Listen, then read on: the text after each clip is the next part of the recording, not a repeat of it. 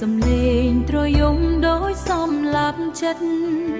ទឹកភ្នែកជ្រាបក្នុងម្សៅក្រាំងដៃម៉ែអោបជួបតែគ្មានកូនម្ដៅ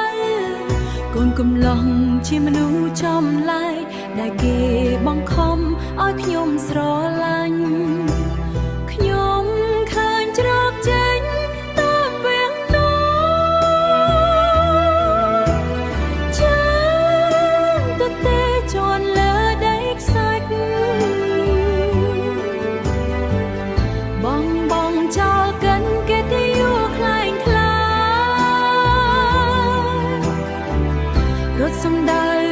ទៅរកភាពងងឹតខ្យ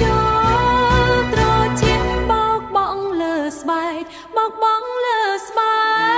កខ្ញុំរត់កាន់វាស្រែនឹងហើយស្បែកដែលគេគ្របនឹងដកដង្ហើមយកខ្យល់អាកាំងនឹងមិនងាយក្រោយមើលភ្លៀ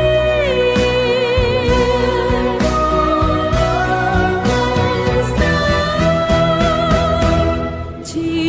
វិតនេះជារបស់ខ្ញុំមេឃខ្មៅនេះជារបស់ខ្ញុំ